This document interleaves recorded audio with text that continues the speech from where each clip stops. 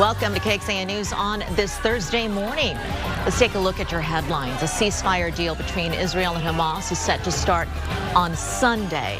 Overnight, Israeli Prime Minister Benjamin Netanyahu said it's not going to approve its side of the deal just yet because he's waiting for Hamas to back down from what it calls a last-minute crisis. President-elect Donald Trump is considering an executive order to preserve TikTok. That order would suspend the sale or ban of TikTok for 60 to 90 days. Unclear when the Supreme Court is going to rule on the TikTok case, with a January 19th deadline rapidly approaching. You can learn more about the Austin Light Rail and its progress today at 4:30 to 7:30 this evening. Austin leaders are going to be there. It's an open house at Lively Middle School cafeteria. And a live look outside this morning. Warming up a little bit at the end of the week, going into the weekend, but that will change. Thanks for joining us. I'm Tom Miller. Hi, everyone. I'm Sally Hernandez. Doesn't it always change back and forth, Kristen? It sure does. Yeah, a little bit of a roller coaster here, as today and tomorrow quite mild, and then this weekend it's definitely going to be interesting. Let's start with a live look outside from our Covert Bee Cave Auto Mall camera. Nice and quiet this morning, clear skies and dry conditions. Temperature-wise, seeing 27 out there in Llano, 35 in Kingsland, 31 Marble Falls, and 31 in Blanco. We look at the Austin Metro, and you're going to find temperatures kind of mixed. We've got mostly 30s, but a few low 40s. That does include Austin and Pflugerville, 30 in Buda, 38 in Driftwood. And as we look at our eastern counties, temperatures in those 20s and 30s as well. The exception being Schulenburg at 40, but 35 Lexington, Buckholtz coming in at 33, 32 in Cedar Creek, and 37 in Luling. As far as the afternoon goes, not too bad. Temperatures will be in the mid-60s. Intermittent cloud cover expected. We're going to see mostly sunny skies at times, partly sunny skies at times, but not expecting anything in the way of rain today. And as far as the precipitation coverage goes, low chance of a sprinkle tomorrow with a little bit more moisture coming in along those southerly winds. Better chance of seeing some precipitation Monday, Tuesday, Wednesday. And I say precipitation because there is a chance that it's not just rain, not just a rain chance, but maybe a chance for some wintry mix as well. We're going to talk a lot more about this next winter storm, including the earlier arrival of some of that cold air coming up here shortly. Thank you, Kristen. 5:33 is your time check this morning. And starting tomorrow, you will be able to drive down the middle of 6th Street at night on the weekends. Yeah, it's an area that is packed on the weekend. For the last few weeks, the city's been testing this out. Historically, this famous bar crawl area closed to traffic during the peak evening hours. But KXAN's Mercedes Hernandez is live for us downtown with what is changing, what's already changed, Mercedes. Hey there, good morning. Yeah, you guys can kind of see some of the changes that they're already making. They're here all the time. These poles behind me and these rubber bumpers have kind of closed off the street parking in some parts of 6th Street. So pedestrians at night, well, I mean, really anytime, they're closed right now. Pedestrians will have somewhere to walk, but just won't have the entire street. Now, as you guys mentioned, the city has been testing out opening the street since December, allowing vehicles on Thursdays and Sundays. It's now expanding that pilot, allowing cars on Fridays and Saturdays. Businesses are preparing for the change. At a media briefing Wednesday, Austin Police Chief Lisa Davis says this is a response to the often, quote, out of control and sometimes violent bar close crowds. We're locking down these streets like this and inviting more chaos into this place. It is not tenable. It has to change. There'll be a lot less foot traffic, but then again, the foot traffic just might be condensed into a smaller part of the streets. And still some more changes to come. The image on your screen right now is a rendering of the fence the city says it will put up on Thursday, so tonight, from Brazos to Red River. Now, the city says this is just one step in kind of revamping the street party kind of reputation that 6th Street has. Now, with these changes, they're looking, of course, to not just draw visitors that are the nighttime kind of bar crowds, but also visitors to come out during the day, potentially by introducing a variety of business to the area. Live on 6th Street, Mercedes Hernandez, KXAN News.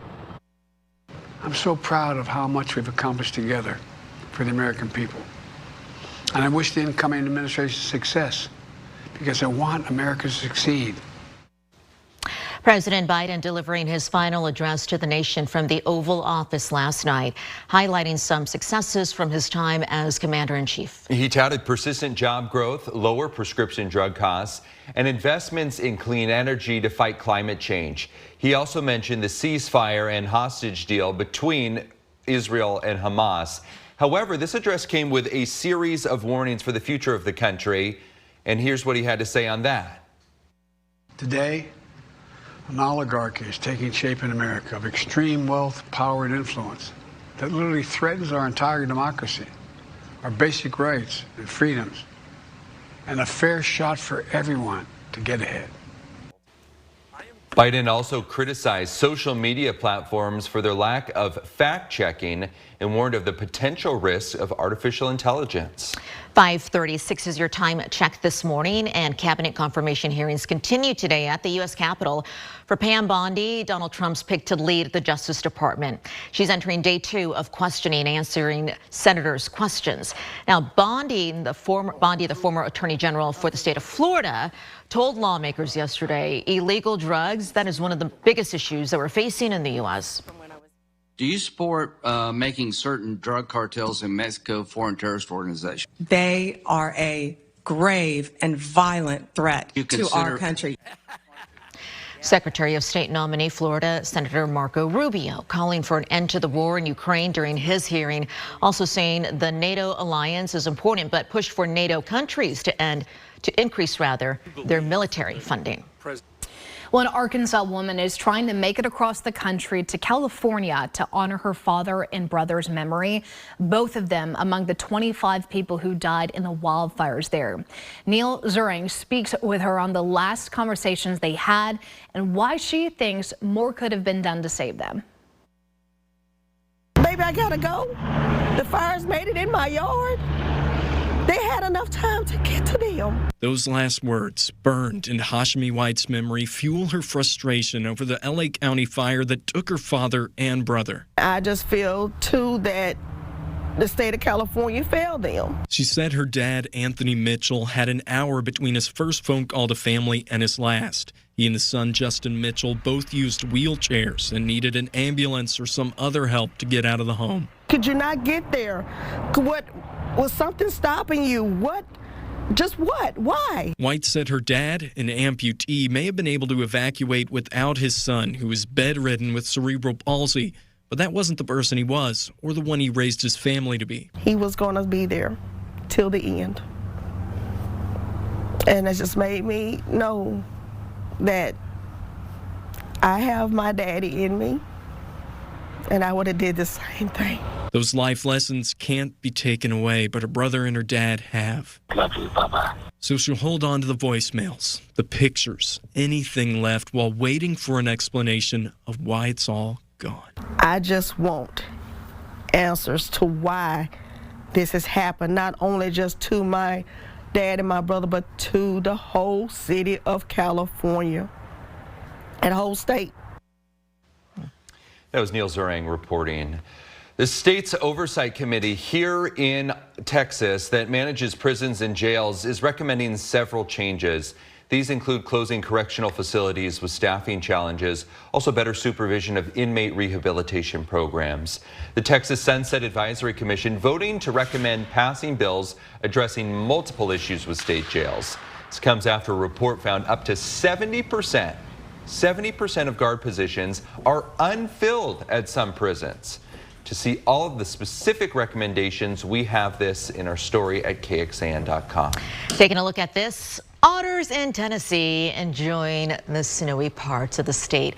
Last week, a security camera caught them on the deck of a woman's home just playing around. In the wildlife, experts say that the animals play, but it's more than just play here. It is what they call a learning opportunity.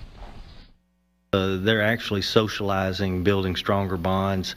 The young are learning hunting activities through that playful activity, but to us, it just looks like they're having a great time, and they are. Right now, it's also river otter mating season, so you're going to see a lot of them, a lot of pups popping up around March Or April, a learning opportunity to have fun in the snow. Yes. That is such a cute video. I read something last week that I thought it really impacted me, because in all of the hustle and stress of a winter storm, you know, people are thinking, oh, this is such a pain in the tush. It's always somebody's first time seeing a snowflake. You know, incredible. And it's like you never forget that. So I was talking to my sister about it, because she just got a brand new puppy who's a Bernese Mountain Dog. They're born for this kind of weather. Cool. And she went nuts in that Tennessee snow, you know, and it's like that kind of puts a little bit of a positive light on it. Absolutely. You know? I will say, I think all the kids are excited about the opportunity for winter weather. Already talking to me about it. I know. I don't know. And I wish I could give you more. I just can't. Yeah. Within, you know, the 5-6 days, there's very little I can share with you as far as specifics. But I promise you, as soon as I know, you will know. And yeah, I love snow days. If I had it my way, we would have at least one every season. But we know here in Texas, it gets more complicated than that with winter storms. Air quality forecast today is moderate for particulate matter. That's just because of the setup we're in. We've got high pressure in control here, so kind of stagnant air, not a whole lot of movement with our winds. No major red flags, though, when it comes to air quality concerns. And your 3-day forecast shows temperatures not bad, mid to upper 60s. Hey, we'll take that today and tomorrow. Low chance of a spot shower as we get into tomorrow afternoon, and that's only because we're looking at a little bit more moisture. But come Saturday is going to be a transition day to a much colder weather pattern. Good morning. Your food could soon get healthier and safer to eat. The Food and Drug Administration announcing it is banning the use of red dye number 3. That dye is linked to cancer in animals. It's what gives some food and drinks that are bright red cherry color. Food manufacturers now have until 2027 to reformulate their products. As we go in depth on this, not the first time regulators have targeted this dye, red dye number 3. They barred it from use in cosmetics back in 1990, and Europe, Australia, and New Zealand, they have already banned red dye number 3 from foods, except with some certain types of cherries. And there's a well-known West Texas winery that is making a trip here to Central Texas. Yeah, coming over here, the Llano Estacado Winery will open a new location in Fredericksburg. We have video from their current spot. This is over in Lubbock. They're going to have a little bit of a tasting room open up on Main Street later this year. Then the winery will have a tasting room with open somewhere else in the city of 2026. Llano Estacado was founded in Lubbock back in 1976. I can tell you it's a good wine. Yes, it is. It sure is. I was joking with you earlier, Sal. I was like, what would the thought process be like? Hey, we live in Lubbock right now. What if we moved to Fredericksburg? Well, listen, little different. A lot of the wineries in Fredericksburg get their grapes for the white wine come from up there. Yeah. So I think just the exposure, maybe because I've been to the Lubbock tasting room and it's gorgeous. Yeah, so look like it. Not that, you know, the ones in here in Fredericksburg are gorgeous too. So more the merrier. I know Fredericksburg is just like booming with that wine industry. I mean, I know. I used to live near You're Napa. welcome, Fredericksburg. Exactly. Yeah. A lot of it's for me. We do our part. We do our part. I mean, I feel like it's very similar to Napa now. Like I agree. Like it's incredible. You do not feel like you are in Texas, I think, when you're over in Fredericksburg. sure. You feel like you're in a different, it's a vibe. Yes. Like, there's going to be some snobby people who think, nah, it's not like Napa. But if you close your eyes and you just look, you're like, this is gorgeous. Yes, it is. It is gorgeous. So let me show you what's going on outside. By the way, if you've never been, let me know, because I've got some recommendations for you, right? That's where I take all my visitors. I think it's such a gem of our area. You want to tell everybody, but you don't, right? You want to keep it a secret. Live look outside looks good. Radar's completely clear across the state. Bastrop, good morning to you. Allied Medical Emergency Room camera looks pretty good. There are some high clouds out there. Those clouds are going to become more abundant through the day. Your temperatures, 30s and 40s. As we start our Thursday together, we're almost to the weekend. These numbers a little colder than yesterday, but we're going to flip that trend around this afternoon. It will be a warmer day with a high of 66. By comparison, we were at 63 yesterday. So a little more mild, a little more comfortable. Mix of sun and clouds. I think today is going to be a good day. You've got nothing to really worry about weather-wise. The winds will be light too. 5 miles per hour out of the northwest to start, but more of a southerly wind this afternoon. That's helping these temperatures come up. As I show you what tomorrow looks like, Probably more clouds than sun for your Friday and a low chance of an isolated shower, but nothing that looks impressive to me. I think tomorrow we just have a little bit more moisture to work with, so it's possible we get a couple sprinkles out of those clouds, but it doesn't look to be much. Weekend forecast looks really interesting because this Arctic cold front, which we've been warning you about for several days now, is likely to come a little bit earlier in the day on Saturday, which means I'm starting to drop your Saturday high temperature. I don't think we're going to have enough time ahead of the cold front to warm all the way to the upper 60s. I think we'll get stuck at 60 with gusty winds, and then Sunday, real cold. 44 isn't bad, but you got to keep in mind, we're going to be fighting some strong gusty north winds behind that front. So your wind chills on Sunday morning, maybe you're headed to church, will be in the teens and 20s. So what do we know for sure? We know it's going to get cold. Coldest air of the season. It starts Saturday, but you really feel it Saturday night into Sunday. The coldest day looks to be Tuesday as our highs don't leave the 30s. As far as the wintry potential goes, it is possible we still see that wintry mix late Monday into Tuesday and Wednesday. And right now I'm thinking Monday night is the time that I'm most concerned about it, but it's still too early to tell, especially considering some of our computer models this morning were not in agreement on the timing of this. One computer shows the most of the precipitation coming on Wednesday, and if that happens, it would be all cold rain. But there's still this computer model, the European, that has this coming in Monday night when our temperatures are really cold, when we're in the thick of it with the cold, and that would mean there's a greater chance of seeing more of the wintry mix, if not snow.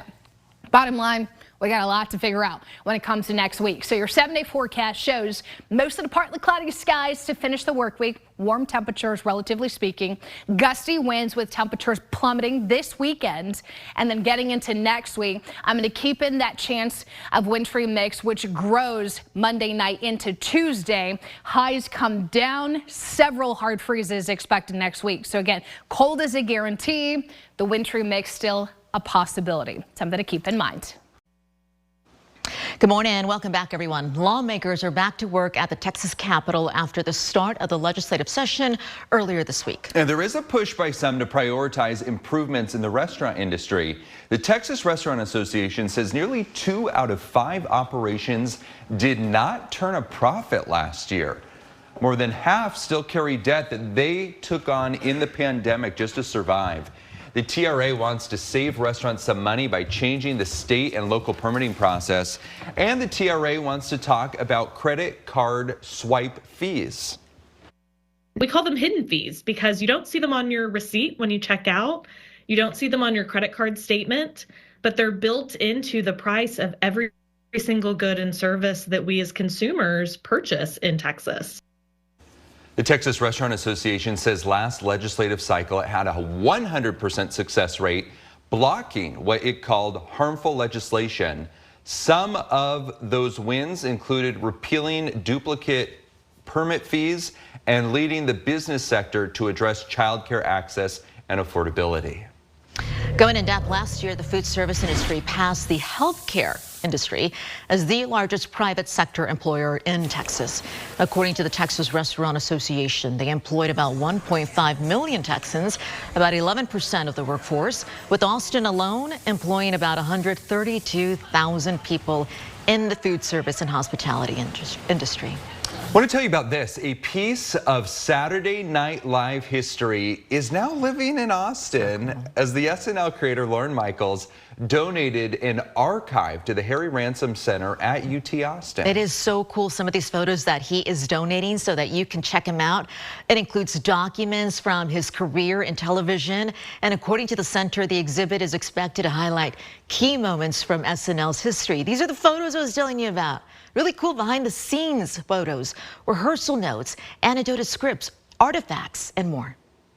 When Lorne Michaels and his team were looking for an archival home for the collection, they reached out to Stephen Ennis, the director of the Harry Ransom Center, and conversations just proceeded from there until ultimately he decided to donate his collection here.